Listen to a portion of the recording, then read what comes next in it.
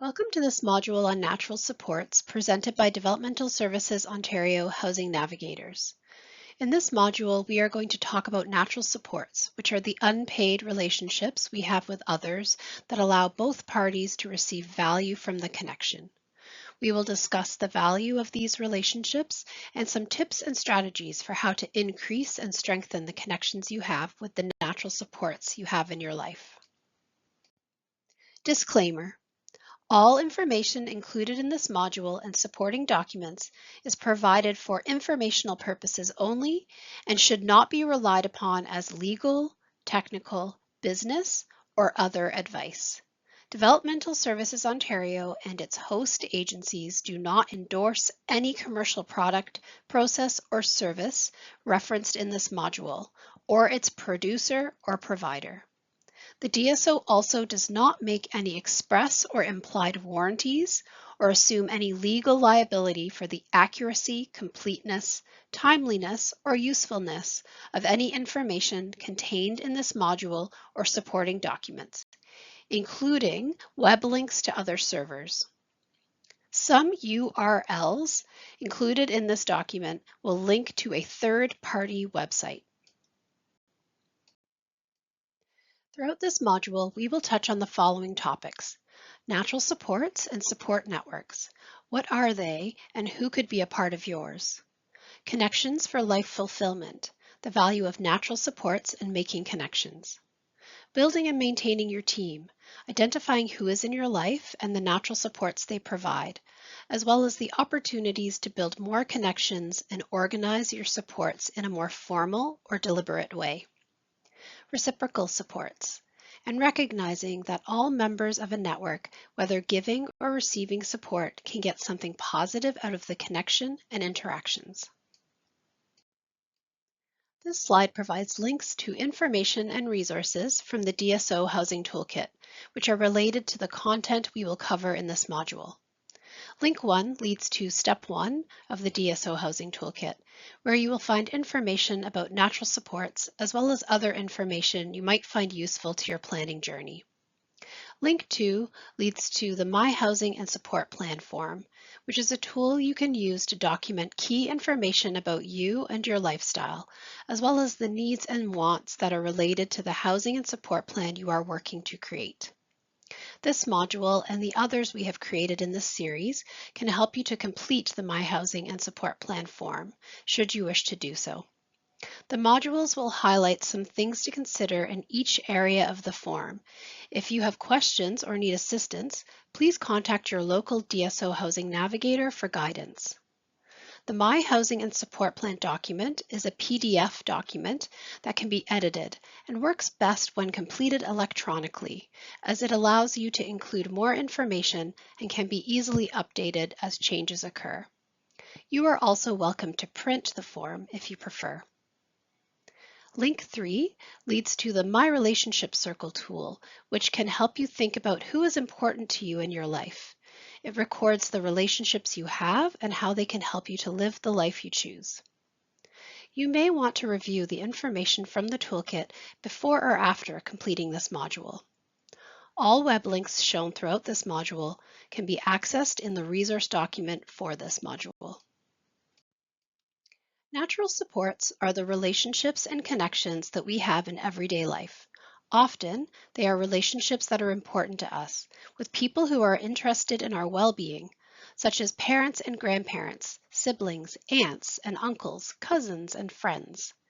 Natural supports can also include relationships with housemates, coworkers, neighbors, friends of friends, or anyone you know that is a part of the places and spaces where you spend your time.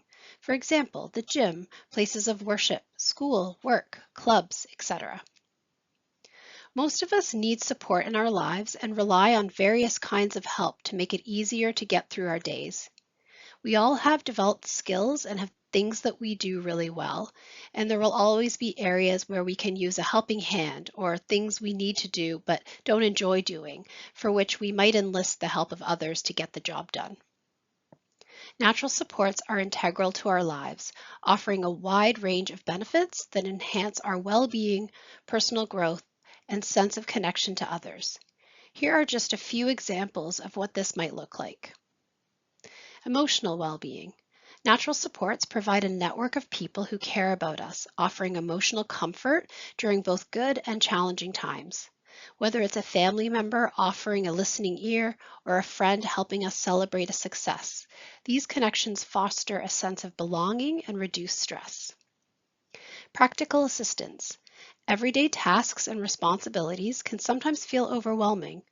Natural supports can step in to help with things like lending a hand during a move or helping with daily tasks such as picking up groceries or carpooling to a recreational or family gathering. This kind of help can lighten the load and make it possible to realize goals of independent living. Personal growth and motivation. Supportive relationships can encourage us to pursue new opportunities, push past personal limits, and strive for self-improvement. Whether it's a friend motivating you to try a new activity or a colleague helping you to grow in your career, natural supports can empower us to keep learning and growing. Problem solving. When challenges arise, natural supports often provide us with guidance and perspective. Whether it's advice from a trusted family member or a housemate who works alongside us to handle a difficult situation, these connections can help us see things more clearly and make informed decisions. Relationships are valuable to all of us. We all have different people in our lives who play a variety of roles and provide us with unique interactions.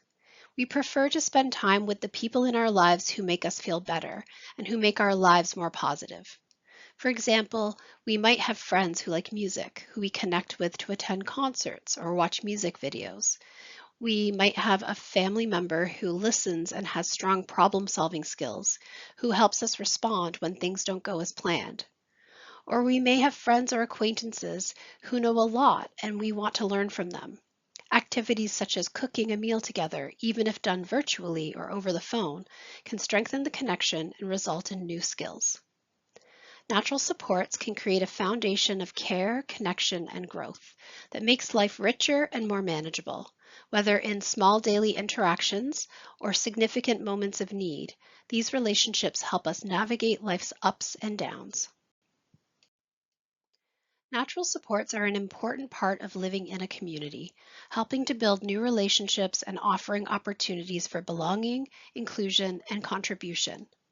Positive relationships promote quality of life and can help us avoid feelings of isolation and loneliness.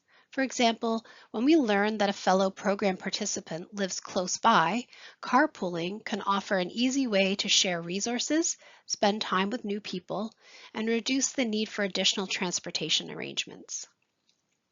Positive relationships formed through natural supports help us feel connected to others, providing opportunities for social engagement and mutual support.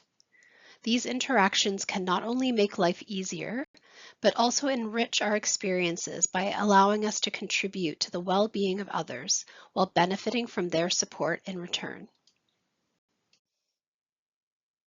If you are looking to increase your connections to other people, you could work at creating as many connecting opportunities as possible. Increase your number of memberships in associations, clubs, community programs, and teams. Relationships can be built by showing up in the same places at the same times to gather with people who share your interests. People with various disabilities sometimes benefit from help in recognizing potential friends and helpers, developing connections, and maintaining relationships. Ask your family members and valued friends how they have built relationships for more ideas. They can also suggest new people to increase your connections. To examine the natural supports in your life, you can fill in the My Relationship Circle tool. This activity can help you to identify which people can help you plan for and accomplish your housing and support vision. These supportive individuals might be family members, friends, people in your neighborhood, coworkers, paid service providers, etc. This exercise can help you determine areas where you wish to build new connections.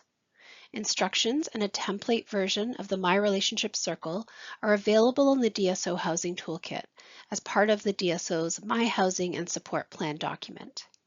We have linked to both resources earlier in the presentation and in our module resource sheet.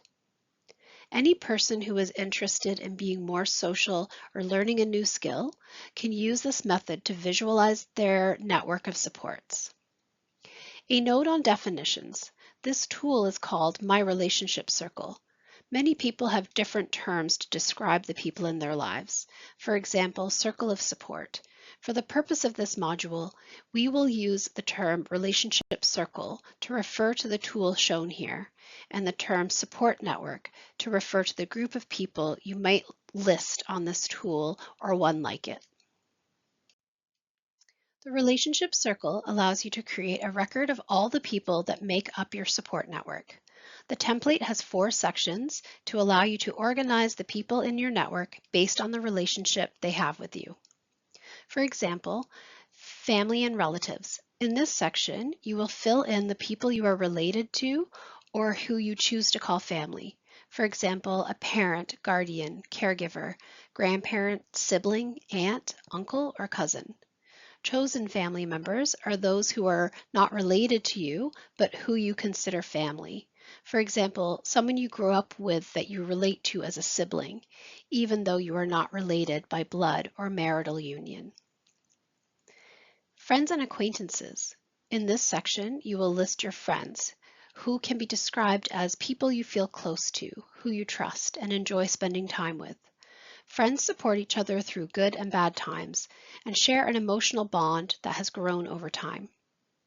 You can also list acquaintances, which are the people you know, but not as closely. You might see them regularly at programs you attend or in your neighborhood. You might chat with them, but you don't share things of a more personal nature. They are more likely friendly acquaintances rather than close, trusted companions. Free and funded community supports. In this section, you will list people who are connected to you through funded services. For example, a personal support worker you are connected to through Ontario Health at Home, or a service provider you are connected to through a government-funded program, a housing worker from your local housing help center, or staff from a funded community participation support program. Current paid supports. In this section, you would list the people you have an arrangement to pay for the service they provide you. For example, a private support worker who assists you at home or in the local community, or a fee-for-service planning professional or independent facilitator who is helping you to craft your goals and vision for the future and to take steps towards realizing these plans. When filling out your relationship circle, place yourself at the center in the dark blue ring. People who have the closest connections with you should be placed in the green ring around you. Those you are less close to should be placed in the light blue outer ring. You can use the entire page if you like, with individuals who are less connected to you placed around the outer edges of the blue ring. When you fill out the My Relationship tool and think about increasing and structuring your support network, you'll be able to notice people who are in the outer areas that you may want to have a closer relationship with. The tool can also highlight parts of your life where you might be able to build some more connections. When you meet people with similar interests, consider if you might like to get to know them better and how you might go about doing that. For instance, you could schedule more get-togethers, such as a regular coffee or lunch meetup. See a movie together, work on a project related to a shared interest, and find ways to share your different knowledge and skills with one another. Some examples that we've heard of from people inviting others to give them a hand are a neighbor in the community, a local barista at their favorite coffee shop, a coworker who developed a good relationship at work, and a very helpful bank teller who offered help with budgeting even before being asked. Other options for developing connections are former assistants, such as a school teacher or camp counselor, for example. Spiritual supports and leaders, the family members of your friends, college and university students studying social work and developmental services, and local seniors who may have more time to volunteer. When thinking about your natural supports or building a support network, it can be a helpful reminder that the more activities that you participate in with others increases the number of opportunities you have to meet new people and build relationships. Thinking about your own interests and strengths can help identify new activities to try. Over time, the people you connect with may naturally become involved in your informal support. In other cases, you may have to reach out to people with the intention of asking for support. You might feel awkward about asking for support. People often share that they feel it might be too much for someone to take on, but often the people we invite to help us feel honored that we would consider and welcome them into our support network. To reduce our own concerns, remember that feeling connected to community is essential for all of us and our health and well-being. The bonds we form with members of our network can provide a sense of social belonging and purpose that flows both ways. We'll touch a little more on this in the next slide. If the struggle to ask for help is still bothering you, consider other options that offer significant benefits to both sides. For example, you could build a legal secondary suite for a college student. Now you can benefit from help when the student has time in their schedule, and they can practice skills they're learning while also benefiting from subsidized rent. It's important to recognize the mutually beneficial relationships within a support network. Sometimes there is a sense that the support only flows in one direction, towards the person with a neurodevelopmental disability. However, this doesn't recognize the reciprocal support offered to the caregiver and other support network members by the person with a disability. There is a special relationship and connection between caregivers and care recipients that many would say offers much to both. Being in a support network isn't just about giving. It's also about receiving care, compassion, acceptance, and connection with other members. There are many benefits to being a part of a support network, and it's important not only to recognize the reciprocal nature of care, but also to nurture and create space for support network members to develop relationships and gain from all the positive aspects of being in that role. Asking a person to be a part of a support network is an honor, not an imposition. You might consider planning social activities with your network a few times a year, or hosting informal gatherings to provide opportunities for members to get to know one another and discover more about the things they have in common or might like to learn from one another. Eventually, a team like this will change and evolve. Prepare for relationships between members to grow and for members to lean on one another for various forms of support and connection. Final thoughts. A journey to independence is made easier with lots of help. The direct, personalized, loving support of a friend group can be the most productive and important support that you can receive. Taking time to make and nurture connections and build a support network allows for responsibilities and tasks to be carried out by many hands, making for lighter work. Asking for help can be hard, but the benefits often outweigh the risks. Our community connections want to help. That's why we share community with them. No one has all the time in the world, but even a bit of help can make an incredible difference in helping to achieve the things you want to work towards. Goals can be achieved, our communities can be expanded, and we can share our interests with other people. Building, maintaining, and directing this network will require effort. Just like saving money for a big expense, small, regular investments often result in long-term outcomes. Taking the first step to start the process might be the best decision you make this year. This slide provides links to information and resources which are related to the content we covered in this module. Link 1 leads to Step 1 of the DSO Housing Toolkit. Link 2 leads to the My Housing and Support Plan form. Link 3 leads to the My Relationship Circle tool. The fourth link leads to a post on the Inclusion Alberta website titled, "What the heck are natural supports anyway?" It has useful information and ideas about how to think about and foster natural supports.